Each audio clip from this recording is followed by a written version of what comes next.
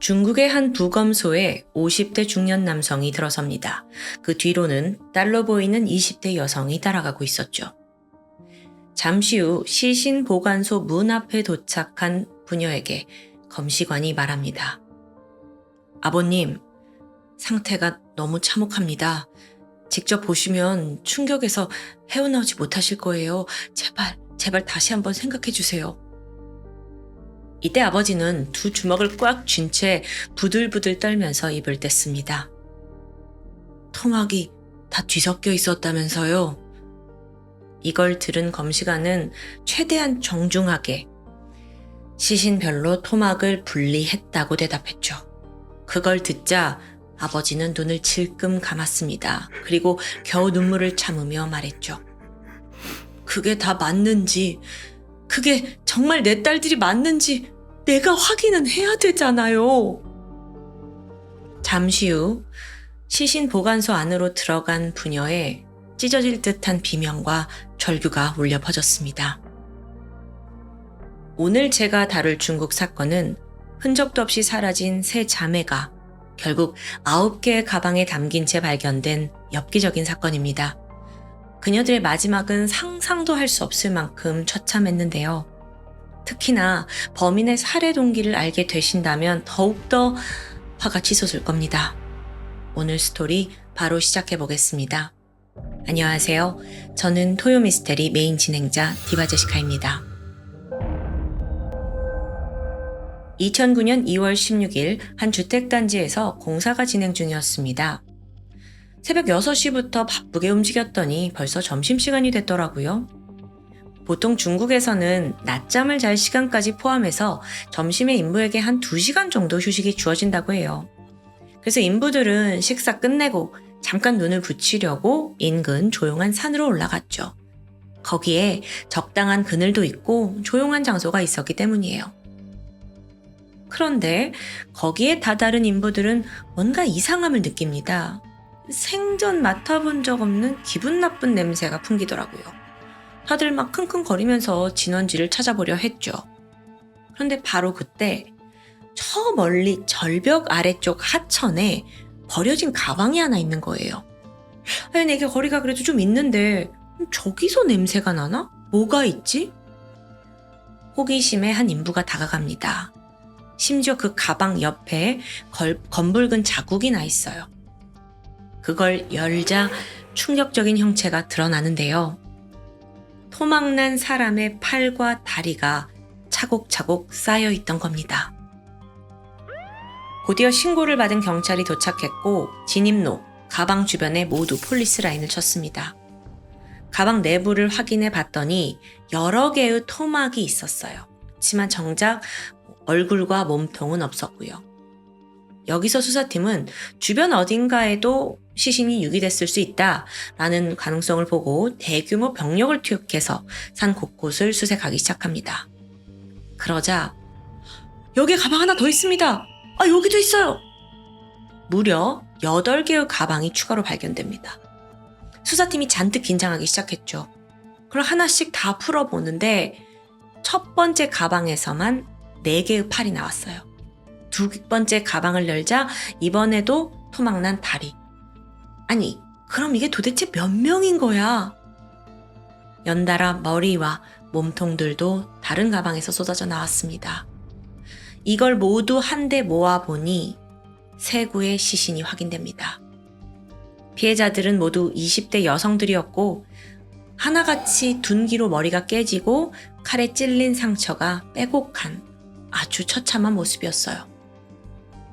심지어 한 구의 시신에는 성폭행 흔적과 함께 남성의 DNA가 발견됩니다. DNA, 이건 범인을 찾아낼 결정적인 증거죠. 하지만 중국의 데이터베이스 상에서는 당장 일치하는 이는 나오지 않았습니다. 자, 가장 시급한 건 피해자들의 신원 확인이에요. 그런데 마침 지역 경찰이 중요한 제보를 해왔죠.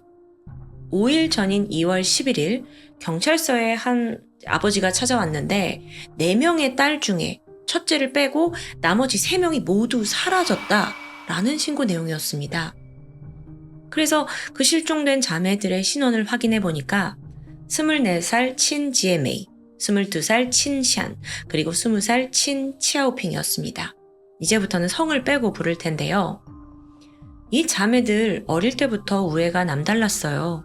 매일 붙어 다녔고 등하교는 물론이고 쇼핑도 함께 즐겼는데 이 자매들이 유독 옷을 좋아했다고 해요. 그래서 성인이 된 후에는 셋이서 힘을 합쳐 작은 옷가게를 시내에 차리게 되죠. 아버지는 이런 딸들이 무척이나 자랑스러웠습니다. 부모 도움도 받지 않고 자매들끼리 서로 도우면서 척척 살아가고 있으니까요. 그러다 지난 2월 10일 실종 전날입니다. 그날 오래간만에 온 가족이 모여서 저녁 식사를 즐기게 돼요. 이때 딸들이 깜짝 발표를 하는데요. 지금 하고 있는 가게가 너무 잘 돼서 곧 2호점을 낼 거다라는 계획이었죠.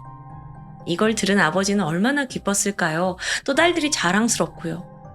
얘들아, 오늘같이 좋은 날 술 한잔씩 하자. 그래서 다 같이 모여서 술도 하고 안주도 먹고 그날 밤 웃음소리가 끊이지 않았습니다. 시간은 빠르게 흘러서 귀가 시간이 되는데요. 여기서 잠시 딸들이 어디 살고 있었는지를 설명드리면 둘째 GMA는 시내 아파트에서 혼자 살고 있습니다. 그리고 바로 그 옆 동에 셋째 샨과 막내 치아오핑이 함께 살고요. 파티를 다 끝낸 세 사람은 아버지한테 작별 인사를 하고 택시를 타고 집으로 돌아갔습니다. 그리고 다음날 아침, 지난밤 딸들도 술을 마셨기 때문에 아버지가 걱정이 돼서 전화를 하게 돼요. 혹시 숙취는 없는지 잘 일어났는지 확인하려고요. 둘째한테 전화를 하는데 통화음만 울릴 뿐 받지 않습니다.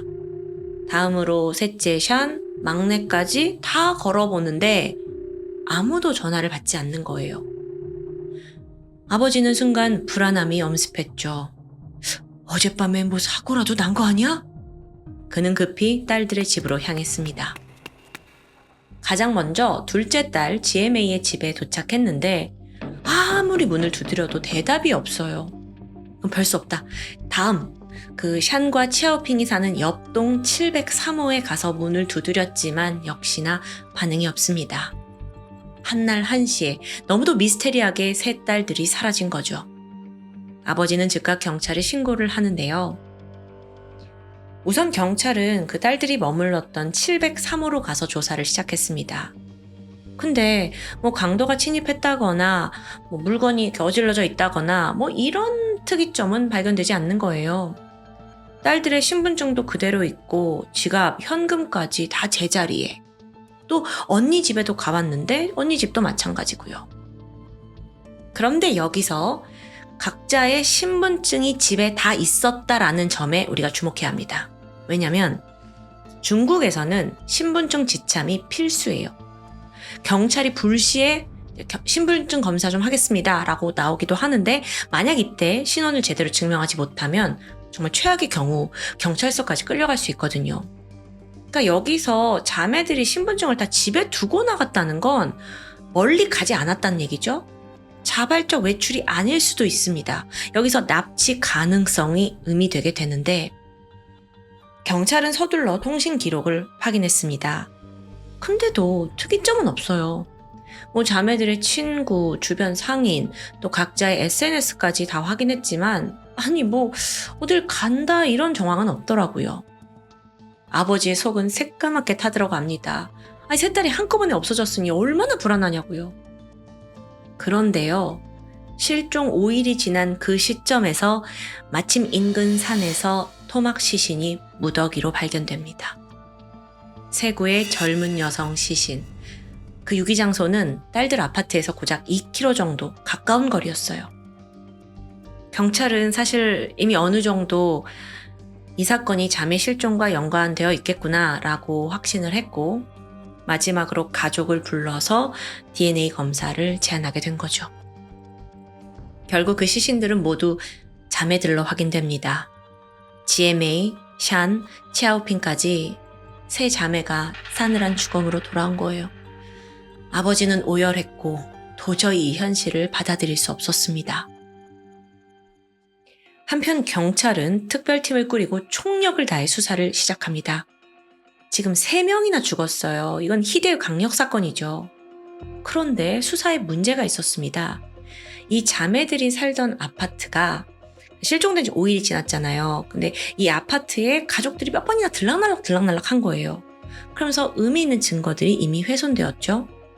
게다가 여기가 연식이 오래된 아파트라 CCTV가 없습니다. 일단 경찰은 그 사건이 언제 발생했는가에 대해서 가족 모임 후 집에 돌아갔던 그 시점, 10일 날 밤으로 추정을 했고요. 이웃들한테 수상한 사람을 봤는지 이상한 소리를 들었는지 수소문하게 되는데 또 여기서도 유의미한 제보는 나오지 않았죠. 답답함을 느끼고 있던 그때 과학수사대를 통해 아주 중요한 단서가 도착합니다. 시신이 담겨있던 9개의 가방을 조사해 보니까 그중 단 1개만 디자인이 달랐어요. 그걸 추적해 보니 따로 주문 제작된 상품이더라고요. 더 정확히는 어떤 학교에 입학 선물로 제작이 돼서 전국에 단 200개만 배포되었습니다. 경찰은 바로 가방 소유자의 명단을 모두 확보했고요. 한 사람씩 그 거주지와 알리바이를 조사합니다. 그렇게 한 명씩 지워진 끝에 마침내 결정적인 인물이 수면에 떠올랐죠. 그는 바로 27살의 남성 란신청이었습니다. 그가 바로 이 동일한 가방을 선물 받은 사람인데 더 중요한 건 자매들이 살고 있는 바로 옆집에 살던 남자라는 점이죠. 와. 사실 경찰은 주민을 탐문하던 과정에서 이 란신청이란 남자를 8번이나 조사했어요. 그러니까 계속 눈여겨보고 있었던 거죠. 옆집에 산다는 점 외에도 란신청의 외형을 보면 꽤 다부진 체격을 가지고 있거든요. 그래서 충분히 한 번에 3명의 여성을 제압할 수 있지 않았겠느냐라고 생각한 거죠. 근데 여러 번 조사를 함에도 불구하고 혐의점은 발견되지 않았습니다. 또 이때 란신청은 매번 조사에도 성실히 응했고요. 잠시 이 란신청이란 사람에 대해 알아볼까요? 그의 부모님은 유복한 공무원이었습니다. 지금 그가 살고 있는 아파트도 부모님이 현금 떡 주고 그냥 아들한테 사준 집이에요. 회사 동료들 또한 그를 좋은 사람이라고 평가했고요. 사회성, 대인관계 다 좋았다고 합니다. 번듯한 직장을 다니는 그냥 미혼 남성인 거죠. 자기 집도 있고 직장도 있고. 사실 조건만 보면 범죄를 저지를 이유가 있을까라고 생각이 들 수 있어요. 하지만요, 여러분, 범죄는 결코 가난하고 직업 없는 사람만 저지르는 거 아닙니다. 경찰이 탐문 조사를 했을 때요, 그의 회사 동료들끼리 무심결에 주고받은 대화가 있었어요. 란신청 걔 2월 달에 갑자기 휴가 쓰지 않았어? 그건 10일이었던 것 같은데? 경찰은 이걸 놓치지 않았습니다. 보니까 사건 추정일인 2월 11일부터 12일까지 이틀간 휴가를 냈더라고요. 마침 이때 딱 날짜도 겹치잖아요. 그래서 수사팀도 그를 유력 용의자로 보고 있었는데 여기서 가방의 출처까지 확인이 된 거죠. 경찰은 바로 란신청 소환했고요. DNA 검사 진행합니다. 앞서 둘째 GMA 몸에서 정자가 발견됐잖아요. 대조해보니 DNA는 완벽히 일치했죠. 이어서 집안 압수수색을 해봅니다. 란신청의 화장실 배수구에서 피해자들의 혈흔과 살점이 발견돼요. 드디어 이 엽기적인 살인을 저지른 범인이 밝혀지는 순간이었죠. 그게 옆집 남자였고요. 모두가 좋은 사람이라고 평했던 란신청에게는 사실 아무도 모르는 비밀이 하나 있었습니다. 그걸 알려면 이 집 가정사를 조금 더 살펴봐야 하는데요. 어릴 적 부모님은 하나뿐인 아들이 명문대에 가서 대기업까지 들어가는 걸 간절히 바랬습니다. 그래야 부모가 이뤄낸 최고의 트로피가 되는 거니까요. 그런데 기대와 달리 란신청의 성적은 맨날 하위권이에요. 결국 대학 진학에도, 원하는 대학 진학에도 실패했죠. 이어서 부모가 가게도 차려주는데 2번이나 말아먹습니다. 결국 부모의 도움으로 어찌저찌 회사에 취직은 하게 되는데, 그러자 부모는 자, 아들 이제 결혼해야지. 결혼을 하라고 재촉합니다. 제대로 된 가정을 이뤄야 한다면서 시도 때도 없이 직접 선자리를 주선했어요. 집안 배경이 좋아서 그랬는지 많은 여성들이 호감을 보였고요. 그 중에 한 여성과는 또 연애까지 이어집니다. 부모님의 진짜 목적은 뭐였냐면 빨리 아들이 결혼해서 손주를 보고 싶은 거예요. 그리고 내 아들은 공부를 못했지만 그 손주한테 새로운 희망을 품고 싶은 거죠. 하지만 부모가 아들에 대해 전혀 몰랐던 사실 하나가 있습니다. 사실 이건 어떤 부모라도 쉽게 알진 못했을 거예요. 란신청은 발기부전 문제가 심각했습니다. 아직 나이가 젊은데도 불구하고 이상하게 성기가 기능을 잘 못하는 거예요. 그러다 보니 여자를 만나도 자존감이 떨어지고 급기야 선으로 만난 여자친구와도 오래 사귀지 못하고 헤어집니다. 란신청한테는 이게 굉장히 심각한 문제였죠. 그래서 어느 날부터 이 남자가 자기 혼자 치료를 해보겠다면서 방 안에 틀어박히게 되는데요. 아니, 발기부전이 혼자 이게 치료될 수 있는 문제인가 싶어요. 여기서 그가 선택한 건 성인물이었습니다. 야한 잡지부터 동영상까지 인터넷에서 구할 수 있는 건 죄다 찾아봐요. 근데 그러다 보니까 란신청이 쉽게 이제 발기가 되지 않잖아요. 그러니까 더 자극적인 컨텐츠로 향하게 됩니다. 근데 그 정도가 일반인의 수준을 훌쩍 뛰어넘었는데요. 예를 들어서 강간물, 살인, 심지어 시체와의 성관계까지 엽기적인 영상들을 즐긴 거예요. 아무리 성적인 추구가 사람마다 다르다 해도 이건 엄연히 범죄의 영역이잖아요. 그러던 어느 날 란신청이 우연히 아파트 복도에서 옆집에 사는 샨과 치아오핑 자매를 마주칩니다. 이전부터 얼굴 보면 안녕하세요 인사를 건네곤 했어요. 근데 그날따라 란신청이 묘하게 강한 흥분감을 느낀 거예요. 이게 오랜만에 인터넷 성인물이 아니라 현실 속 여성들을 보면서 느낀 감정이라 자기도 막 더 흥분되는 거죠. 그래서 그때부터 란신청은 이 자매들을 대상으로 두고 기괴한 상상을 하면서 왜곡된 성적 욕망을 채워갔습니다. 근데 그게 더 나아가 지독한 스토킹까지 시작돼요. 처음에는 아파트 문이 열릴 때마다 창밖으로 이렇게 힐끔 보는 정도였어요.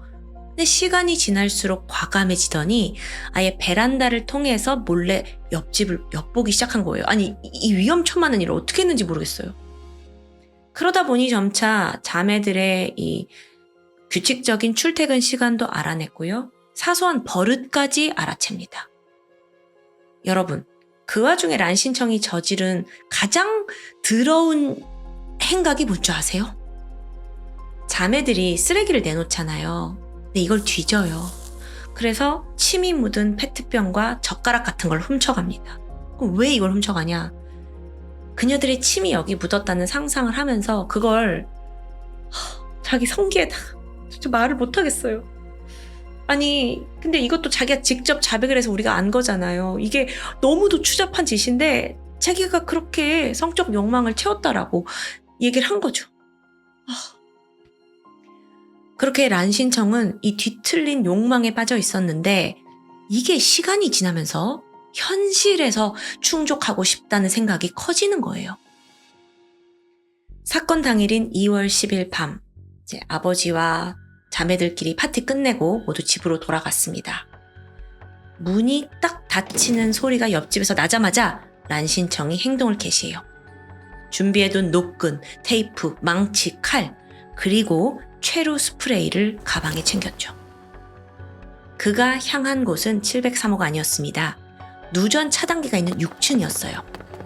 그동안의 스토킹을 통해서 알아낸 게 하나 있는데 이 아파트가 좀 오래된 곳이다 보니까 정전이 자주 났던 것 같아요. 정전이 나면 자매는 일단 그 밑에 층에 있는 누전 차단기를 확인하러 오더라고요. 그리고 이게 잠깐의 외출이기 때문에 문을 잠그지 않는 습관이 있었어요. 란신청이 이걸 노린 거죠. 전기를 차단하고 얼마 되지 않아 예상대로 문이 열리더니 언니 샨이 차단기를 확인하려고 6층으로 내려갑니다. 이 틈을 타서 란신청이 재빨리 집 안으로 들어간 거예요. 그리고 가장 먼저 어둠 속 소파에 앉아있던 동생 치아오핑과 마주했죠. 란신청은 그녀가 비명을 지르지 못하게 입을 틀어막았고요. 얼굴에 최루 스프레이를 뿌립니다. 동시에 그녀의 종아리를 칼로 깊게 찌르면서 너 지금부터 한마디라도 하면 이 칼이 네 목에 박힐 줄 알아. 협박을 하는데요. 샤오핑은 너무 겁에 질려서 아무런 저항도 할 수 없었어요. 란신청은 서둘러 그녀를 결박하고 일단 욕실로 끌고 갑니다. 밧줄로 변기에 묶어두고 다시 컴컴한 어둠 속에 있는 그 거실로 나와요. 언니 샨이 돌아오기를 기다리는 거죠. 잠시 후 문이 열리자마자 샨 또한 같은 방법으로 제압당했습니다. 손발이 결박당한 채 란신청은 그녀를 주방 한쪽에 몰아넣습니다.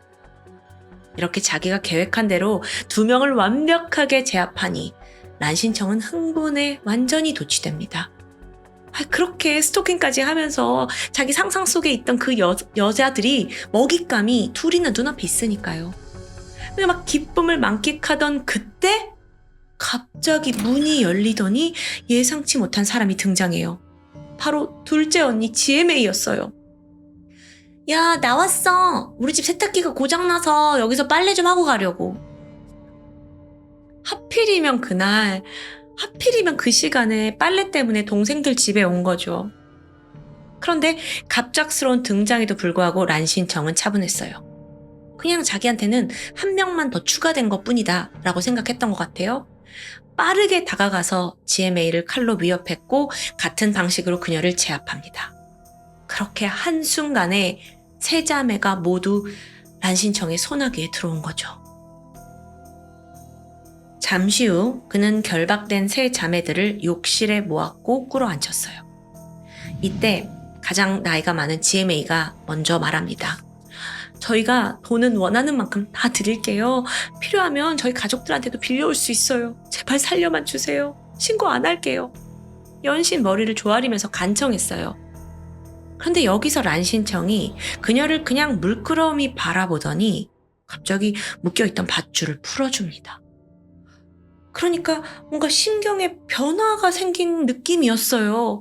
그래서 GMA 얼굴에 안도감이 들었죠. 그런데 그 순간 란신청이 망치를 꺼내더니 그대로 머리에 내려치는 거예요. GMA는 그 자리에서 기절했습니다. 그리고 두 동생들은 지금 눈앞에서 이 참상을 다 보고 있는 거죠. 막 비명을 지르는데요. 사실상 테이프로 입이 다 막혀서 그녀들의 비명은 욕실 밖으론 들리지 않습니다. 란신청은 오열하는 이 동생들을 보면서 색다른 희열을 느꼈습니다. 아니, 희열을 넘어서 성욕이 마구 들끓는 거예요. 그러더니 시선이 멈춘 곳은 쓰러진 GMA. 그는 욕실 안에서 그녀를 마음껏 유린했습니다. 정말 상상조차 하기 싫은 지옥 같은 광경이었죠. 울부짖는 동생들 앞에서 성폭행은 이어졌는데 그뿐만이 아니라 한 손에 든 망치로 계속 GMA의 머리를 내려쳐요. 성폭행 도중에요. 왜 이러는 걸까요? 추정컨대 이 사람이 발기부전으로 성적으로 굉장히 자신감이 없는 상태잖아요. 그런데 뭔가 신체적으로 무력해진 이 여성의 모습을 보면서 남모른 우월감을 느끼면서 그걸 만끽했던 것 같아요. 일반적인 사람은 전혀 이해할 수가 없죠. 결국 수십 번 내려친 그 머리 공격으로 인해 GMA는 그 자리에서 즉사합니다. 그리고 이 모든 걸 지켜본 동생들은 정말 숨막힐 듯한 고통, 잔인한 지옥을 경험했습니다. 잠시 후 란신청은 만족스러운 표정으로 이 두 동생들을 쳐다봤어요. 그리고는 너네들은 내가 깔끔히 정리해주겠다라는 미소를 지으며 차례로 그녀들 목을 조르고 칼로 찔러 살해했습니다. 세 구의 시신은 하나씩 바로 옆에 있는 본인의 집으로 옮겨집니다. 그의 화장실 안에서 이틀에 걸쳐 토막을 냈죠. 그 와중에 자매들의 아버지가 딸을 찾기 위해 찾아왔고요. 또 경찰들도 집 안을 수색하고 있더라고요. 이미 욕실은 말끔하게 물청소를 해둔 상태라 경찰이 당장 증거를 찾진 못했어요. 근데 란신청은 다급해지죠. 경찰이 오니까요. 그래서 모든 시신을 토막낸 후 가방에다가 다 나눠 담습니다. 8개의 가방 새로 준비해둔 거예요. 그런데 이게 3명의 토막이니까 이 8개 가방이 부족하더라고요. 그래서 고민한 끝에 오랫동안 쓰지 않던 가방 하나를 장롱에서 가져와서 마지막 토막을 그 안에 담게 된 거죠. 이후 그는 몇 번에 걸쳐 인근 산에 가서 시신을 유기했습니다. 가방 한 개는 절벽 아래 던지고, 한 개는 땅 밑에 묻고, 다른 한 개는 덤불 속에 숨겨두고, 이런 식으로 9개의 가방을 모두 유기한 거예요. 완전 범죄를 끝냈다는 후련한 마음이 들었을 겁니다. 집으로 돌아와 보니 자매의 가족들이 대거 와서 다들 막 안절부절하고 있었죠. 그는 조용히 그 모습을 보면서 회심의 미소를 지었을 겁니다. 곧이어 경찰이 찾아와서 이제 옆집 남자니까 뭐 수상한 소리를 들은 거 없냐, 며칠 전에 어디 있었냐 이런 탐문을 할 때도 그는 성실히 임하는 척 가증스러운 연기를 펼쳤던 겁니다. 하지만 결국 그 마지막에 선택한 자신의 오래된 가방 그리고 시신에 남은 DNA로 꼬리가 잡힌 거고요. 여러분 이제 정말 마지막으로 향합니다. 자비 없기로 유명한 중국 법원은 과연 란시청에게 어떤 판결을 내렸을까요? 심지어 3명이나 죽였는데요. 토막살인이요. 여러분 사실 중국 사건은요. 워낙 공권력이 강해서인지 재판의 자세한 내용에 대해서는 알려진 게 많이 없습니다. 그래서 이번 란시청 같은 경우도 마찬가지인데 결론적으로 그는 사형을 선고받았습니다. 사건이 발생한 지 1년 반이 지난 2010년 7월 총살이 집행되면서 그는 생을 마감했죠. 끝으로 3딸을 잃은 아버지는 성한 곳 하나 없이 토막난 채 발견된 내 사랑하는 딸들의 모습에 그냥 무너져 내렸습니다. 실제로 절규 소리가 그 영안실을 가득 채웠다고 해요. 유족들의 근황은 현재 알려지지 않았는데요. 사건 발생 17년이 지난 현재 부디 아버지와 또 가족들의 고통이 조금이나마 나아졌기를 바랄 뿐입니다. 지금까지 토요미스테리 디바제시카였습니다. 안녕하세요. 토요미스테리 디바제시카입니다. 일본 요코하마시 가나가와현에 위치한 외딴 숲. 여긴 평소에 인적이 없이 고요한 곳입니다. 특히나 새벽이면 새소리 외에 정막만 흐르는 정말 한적한 곳이에요. 지난 2017년 7월 13일 새벽 인근 마을에 거주하던 한 주민이 홀로 산책을 나가게 되는데요. 평소에도 머리가 맑아져서 그 시간대 산책을 즐겼거든요. 그날도 한창 숲길을 따라 걷던 중에 이 무슨 냄새지? 인생에서 처음 맡아보는 아주 이질적인 냄새에 걸음을 멈추게 됩니다.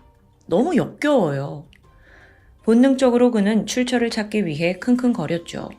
주변 이곳저곳 살펴보는데 잠시 후 그 숲과는 전혀 어울리지 않는 2개의 물체를 발견하고 맙니다. 숲에 나 있는 길가로부터 좀 더 들어간 곳이었어요. 대형 여행 가방 2개가 덩그러니 놓여 있는 거예요. 게다가 가까이 가면 갈수록 역한 냄새는 더 강해지고 있었고요. 혹시 가방에 뭐 상한 음식이 들었나? 근데 왜 여기에다가 저 가방을 버리고 갔지? 순간 그의 뇌리에 끔찍한 생각이 스쳤습니다. 주민은 도저히 그 가방을 열어볼 엄두가 나지 않았고요. 서둘러 경찰에 신고를 하게 되죠. 잠시 후 조용했던 숲에 경찰들이 모여듭니다. 뜬금없는 곳에 버려진 너무도 수상한 가방이에요. 잔뜩 긴장한 가운데 한 수사관이 조심스럽게 가방을 열게 되죠. 그러자 바로 살색이 보이는데요. 여성의 시신이었습니다. 근데 가방이 지금 2개잖아요. 바로 다른 가방도 열었죠. 그랬더니 안에 또 다른 여성의 시신이 있는 거예요. 즉 이 사건 피해자가 총 2명입니다. 우선 이 2 여성 모두 알몸 상태였어요. 그리고 온 몸에는 폭행의 흔적이 여실히 남아 있었죠. 특히나 목에는 선명한 손자국이 나 있었는데요. 육안으로 딱 봐도 목이 절려서 살해됐다는 걸 직감합니다. 이후 경찰은 현장 긴급하게 봉쇄하고 그 2개의 가방, 시신 그리고 그 주변까지 여기서 작은 단서라도 찾아내기 위해 대규모 인원을 투입합니다. 동시에 죽은 이들의 신원을 밝히기 위한 DNA 분석과 지문조회도 진행해요. 그렇게 밝혀진 피해자들은요, 심지어 일본인들이 아닙니다. 25살의 천 바우린, 22살의 천 바우전, 20대 중국인 유학생이었고요. 그것도 두 사람 자매입니다. 언니 바우린과 동생 바우전은 새로운 삶을 기대하면서 희망을 품고 일본으로 건너왔어요. 타지에서 서로를 의지하면서 일본어도 배우고 또 일도 하면서 하루하루 정착하고 있었고요. 꿈 많은 20대 자매가 이렇게 외국에서 처참한 시신으로 발견된 겁니다. 자, 하나씩 수사 내용을 좀 살펴보면요. 우선 가방이 발견된 이 숲은 아까 말씀드렸다시피 인적이 거의 없는 곳이에요. 즉 범인이 시신을 감추려는 의도가 분명하죠. 이 시신이 발견되면 너무도 쉽게 자신이 특정될 것을 알고 있다는 겁니다. 즉 그 말은 범인은 이 피해자들과 잘 알고 있는 면식범일 가능성이 높다고 판단되죠. 하지만 문제가 있었어요. 막상 자매의 주변 사람들을 조사해보니까 이렇다 할 원한이 있는 사람 없습니다. 또 유학생이라서 많은 사람을 아는 것도 아니었고요. 수사가 쉬워지나 했지만 용의자를 특정할 수는 없었습니다. 한편 현장뿐만 아니라 인근을 다 뒤져봐도 여기서 어떤 혈흔이나 몸싸움의 흔적은 나오지 않습니다. 또 알몸이었잖아요. 자매의 옷까지도 주변에 없고요. 즉 이건 다른 곳에서 살해된 후 이 가방에 넣어져서 옮겨졌다고 볼 수 있겠죠. 경찰은 가방의 크기와 무게에 주목합니다. 당시 각각의 가방에는 두 여성의 시신이 꽉 차게 담겨 있었어요. 이걸 옮기기 위해서는 상당한 힘이 필요했을 테고 분명 차를 이용했을 가능성이 높아요. 즉각 경찰이 CCTV 영상 수집하기 시작했죠. 그런데 이 일대가 다 숲이라 제대로 된 카메라가 없었습니다. 결국 초점은 자매들의 마지막 행적으로 바뀌게 돼요. 그녀들이 살던 거주지와 인근 CCTV를 확인했죠. 그랬더니 이 피해자들은요. 시신으로 발견되기 일주일 전인 7월 6일 요코하마 자택에서 목격된 게 마지막이었습니다. 그나마 이 날짜를 알아낸 게 다행이에요. 경찰은 이 날짜를 기준으로 요코하마 지역의 CCTV 다 수집했어요. 그러니까 범위를 넓히는 거죠. 동시에 숲 인근으로 가는 차량들도 다 대조하고요. 그 차량 주인들의 거주지, 또 자매의 행적이 일치하는 게 있는지 다 일일이 대조합니다. 이건 상당한 범위의 수사였어요. 또 그만큼 시간이 걸리고요. 근데 그럼에도 불구하고 별다른 성과가 나오지 않아요. 담당 수사관도 점점 지쳐가던 상황에 극적으로 찾았습니다. 용의자가 등장합니다. 그 CCTV 영상 중 하나에서 자매가 마지막으로 목격된 장소와 한 남성의 동선이 정확히 일치하더라고요. 그의 정체는 40살의 남성 이와사키 타치아입니다. 경찰은 바로 사건 당일 7월 6일 그날 타치아의 집을 중심으로 CCTV를 찾게 돼요. 그랬더니 늦은 저녁에 타치아가 피해자 자매들과 함께 아파트에 들어가는 장면을 찾아냅니다. 근데 이게 다가 아니었죠. 더 수상한 게 있었습니다. 다음날 홀로 집을 나서는 타치아. 근데 커다란 여행 가방을 질질 끌고 나오고 있더라고요. 화면 확대해서 대조해 보니까 그 가방은 피해자의 시신이 담겨 있던 것과 동일한 상품입니다. 지금 너무도 중요한 증거를 발견한 거예요. 경찰들은 즉시 그를 신문하기 위해 일단 집으로 찾아갔습니다. 타치아 씨, 두 자매를 마지막으로 만난 게 언제죠? 네? 근데요, 타치아가 아무런 말도 하지 않아요. 자매를 알고 있었는데 나는 본 적이 없다, 나는 모르는 일이다, 이런 말조차 하지 않으니까 그냥 말 그대로 묵비권을 행사하고 있는 거죠. 경찰은 미칠 노릇이고요. 아니 무슨 말을 해야 거짓말을 하는지 당황을 하는지 알 수 있잖아요. 결국 수사관들은 이들의 관계에 대해서 자체적인 수사에 나섰어요. 행적을 추적하는 건 당연했고 통신 기록, 금융 내역, 거기에 또 주변인들 증언까지 모아서 이 범인과 자매들의 관계를 유추하게 돼요. 그랬더니 연결고리는 자매 중 언니 천 바우린에서 나왔습니다. 당시 바우린은 요코하마에 정착한 지 얼마 되지 않은 상태였어요. 생활비를 벌기 위해서 작은 식당에서 알바를 시작했죠. 그리고 여기서 타치아를 처음 만나게 됩니다. 타치아는 사실 바울인과는 거의 20살 가까이 차이가 나는 중년 남성인데요. 항상 혼자 식당에 와서 식사를 해결하곤 했어요. 한 번, 두 번 자주 얼굴을 보면서 서로 익히게 된 거죠. 근데 이 타치아란 사람이 굉장히 과묵합니다. 그냥 조용히 와서 음식 시키고 밥만 먹고 나가는 손님이요. 하지만 어느 날부터인가 타치아가 식당에 들어설 때마다 자연스럽게 막 이렇게 눈을 보면서 바울인을 찾는 듯해요. 그래서 그녀가 밝게 웃으면서 또 오셨어요. 어제 카레 드셨는데 오늘은 뭐 드실 거예요? 소소한 대화를 나누게 되죠. 이 대화가 즐거웠던 겁니다. 사실 타치아는요, 굉장히 소심하고 또 내향적인 성격 탓에 친구는 고사하고 사회적인 관계도 고립되어 있어요. 당연히 연애 경험 없었고요. 그런데 어느 날 단골 식당에서 만난 이 바울인, 이 직원의 웃음이 어느 순간부터 단순한 서비스 이상으로 느끼게 된 겁니다. 그렇게 하루 걸러서 식당을 찾았고요.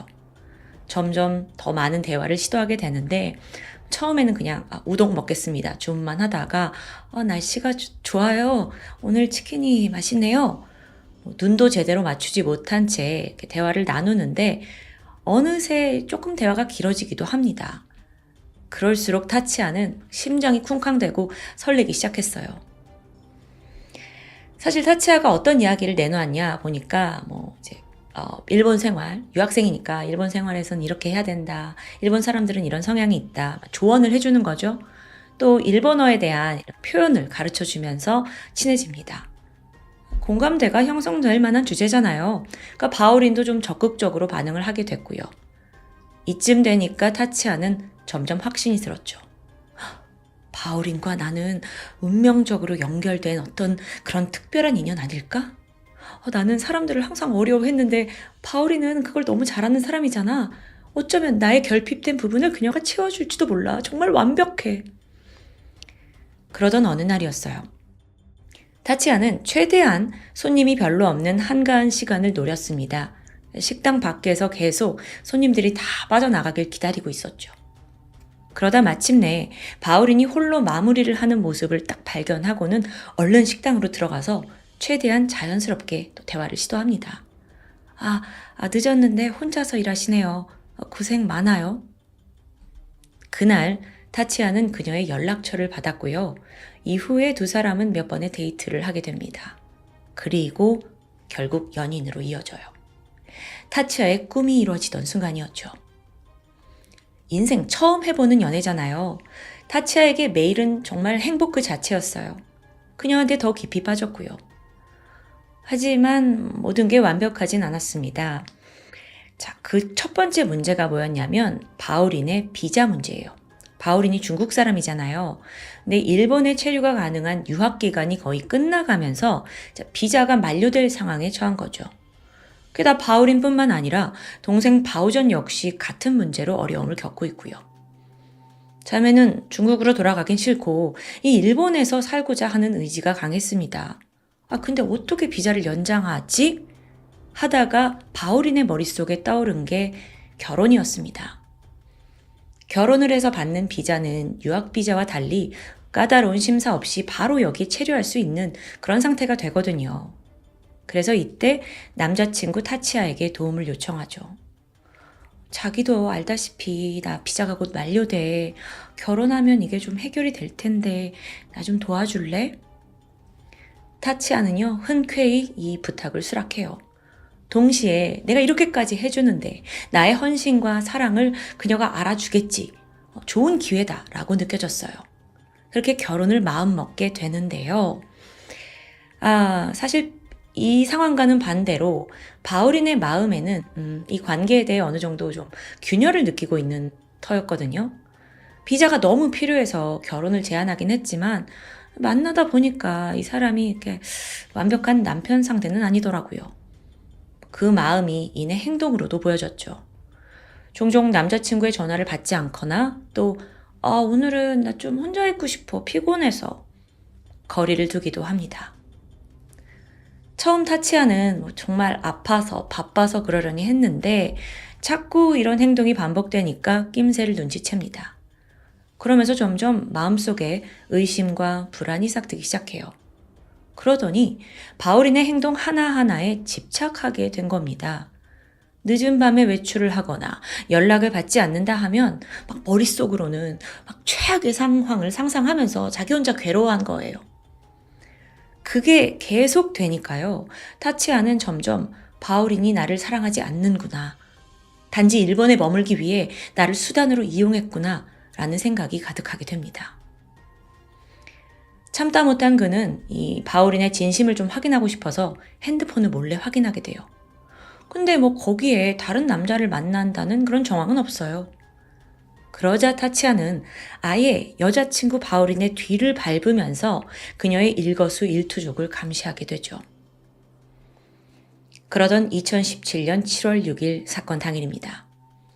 그날 바울인, 바우전 자매는 사실 둘 다 알바로 바빠서 같이 식사할 기회가 많지 않았어요. 근데 이날은 둘이 집에서 맛있는 음식을 해먹으면서 즐겁게 대화를 하고 있었죠. 앞으로 어떤 일이 벌어질지는 상상조차 하지 못한 채로요. 이때 타치아는 이른 퇴근을 하고 씩씩거리면서 자매의 아파트로 향하게 됩니다. 평소보다 더 초조한 모습이었죠. 왜냐하면 머릿속에는 지금 가득 바울인, 이 나쁜 년, 너 나를 이용한 배신자, 낙인 찍혀 있는 거예요. 그리고 여기에 더해서 동생 바우전 역시 자기를 조롱하고 기만한 공범이라는 생각에 사로잡힙니다. 그러면서 그는 내가 오늘 이 두 사람을 모두 제거해야 돼. 난 철저히 이용당했으니까. 여기까지 생각이 뻗치게 돼요. 잠시 후 아파트에 도착하자마자 그는 대화를 시도합니다. 아주 거칠었어요. 너 나랑 결혼하려던 거 그냥 나 이용하려는 거지? 너넨 날 웃음거리로 만들었어. 여기에 바울인이 당황했어요. 그리고 또 동생도 나서서 타치아를 진정시키려고 했죠. 그런 게 아니다. 하지만 분노의 그 임계점이 넘어가고 있었는데요. 곧이어 타치아는 다짜고짜 여자친구 바울인의 머리를 잡더니 무자비하게 공격을 시작합니다. 놀란 동생이 막 말리려고 달려들었죠. 근데 오히려 그 공격이 바우전, 동생에게도 이어집니다. 막 때려요. 타치아는 두 자매를 모두 쓰러뜨린 후에 미친 듯이 차례차례 폭행을 퍼부었어요. 아니, 분노가 언니한테 뿐만 아니라 동생한테까지 이랬다는 게 정말 좀 이해가 안 되는데 어쨌든 결국 두 사람은 완전히 실신해서 반항할 힘조차 남아있지 않았죠. 그리고 마지막으로 타치아는 아직 분노가 풀리지 않은 듯 언니의 목을 졸라 살해합니다. 그녀의 숨이 끊어진 걸 확인하고 바로 옆에 쓰러져 있던 동생의 목도 졸라서 살해하고 맙니다. 7월 7일 새벽, 그 조용한 집안에서 두 자매의 시신을 바라보며 타치아는 어떤 기분이었을까요? 그간 지배하고 있던 분노와 배신감은 어느 정도 가라앉은 것 같아요. 그러면서 공허함과 두려움이 찾아왔죠. 하지만 이내 이 범죄를 당장 덮어야 한다는 생각이 들었습니다. 그는 자매의 시신에 옷을 모두 벗겼고요. 각각 2개의 여행 가방에 시신을 나눠 담아서 차에 싣고 운전을 시작합니다. 그리고 나선 미리 봐둔 인적이 드문 숲으로 향했죠. 시간이 새벽이라 당연히 아무도 없었고요. 정말 고요해요. 타치아는 시신이 담긴 그 2개의 가방을 숲속 길가 옆으로 밀어넣습니다. 그리고 두 손을 모으고 기도를 해요. 아무도 제발 이걸 못 찾게 해주세요. 하지만 타치아의 범죄는 한 달도 되지 않아 세상에 드러났죠. 2018년 7월입니다. 자매가 살해당한 지 1년째가 되던 시점이에요. 요코하마 지방법원에서 재판이 열렸는데 법정에선 범인 타치아의 모습은 그 어느 때보다도 차분합니다. 아니, 더 정확히는 뻔뻔했죠. 지금 보면 자매들과의 관계도 확실하죠. 시신 유기한 가방도 동일해요. 심지어 그 가방을 들고 나오는 게 찍힌 영상도 있잖아요. 근데 이런 증거와 정황 속에서 그는 황당하게도 자긴 무죄라는 거예요. 무죄를 끝까지 주장합니다. 이게 어떻게 가능했냐면 실제로 그 집 안에서 자기가 죽였다는 직접 증거는 없었기 때문이에요. 그래, 시신을 옮긴 CCTV는 있지. 내가 시신 유기는 인정할게. 근데 살인을 내가 했다는 증거 있어? 이런 식인 거예요. 시신 유기만 인정을 하고요. 타치아의 말을 좀 더 들어보면 사건 당일 자기가 아파트에 갔더니 자매가 모두 극단적인 선택을 한 상황이었대요. 그걸 자기가 발견했는데 경찰이 신고를 하면 그 현장에 있던 자기가 가장 먼저 의심을 받을 게 너무 무서워서 별수 없이 실종된 것처럼 꾸민 거라는 주장. 너무 말도 안 되죠. 이 변명은 법정 안팎에서 논란을 일으켰습니다. 유족들은 분노했고 막 법정도 술렁였어요. 가만히 듣고 있던 재판부 또한 그의 주장을 인정하지 않았고요. 타치아의 행위가 명백히 증거 은폐와 조작을 위한 계획적인 행동이었다고 판단되었습니다. 생각해보세요. 시신을 담을 가방 미리 준비해놨죠? 유기 장소 사전에 물색했잖아요. 결국 그에게는 23년형이 선고됐습니다. 타치아가 이건 말이 안 된다 라면서 항소했지만 법원이 기각하게 되면서 사건은 마무리됩니다. 근데 이런 와중에도 범인은 마지막까지도 죄를 인정하지 않았어요. 모든 건 다 오해래요. 하지만 일본 내에서도 더 이상 그의 말을 믿는 사람은 없습니다. 한편 이 사건의 피해자가 중국인이잖아요. 그래서 이 사건이 중국 본토에도 널리 알려졌어요. 그러면서 이 자매에 대해 중국인들이 정말 너무 열받는다, 너무 슬프다 표현을 했죠. 또 공식 성명을 통해서 일본 측에다가 철저하게 수사해달라, 제대로 판결해달라 요청을 합니다. 행여라도 이게 이제 사건이 일본에서 재판이 열리잖아요. 그 피해자가 자국민이 아니니까 좀 대충 수사를 하거나 아니면 좀 가벼운 판결을 내릴까봐 노심초사했었던 것 같아요. 그러다가 이제 범인이 23년형을 받았거든요. 그러자 또 한 번 중국인들이 들고 일어납니다. 두 사람을 끔찍하게 죽이고 또 시신 유기하고 계속 거짓말까지 하면서 반성한 자세도 없는데 야 이건 사형 아니야? 어떻게 23년이야? 워낙 중국 그 본토에서는 형벌이 강하잖아요. 그래서 그런 반응이 나왔던 것 같아요. 근데 또 반면 일본 쪽의 여론은 좀 다릅니다. 약간 가해자의 입장에서 의견을 피력하는 듯해요. 그러니까 애초부터 비자를 받으려고 했고 그 여자가 남친을 이용하려는 행위 자체가 이건 나쁜 거 아니냐? 라는 비판도 있었습니다. 양쪽의 입장이 좀 첨예하게 대립하죠. 그걸 바라보는 여러분의 생각은 어떠신가요? 저는 개인적으로 답은 아주 쉽다고 생각했습니다. 인간사에 배신도 있고 분노도 있고 사기도 벌어지고 각종 범죄가 있죠.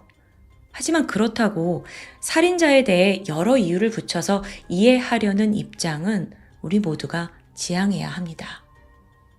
지금까지 토요미스테리 디바제시카였습니다.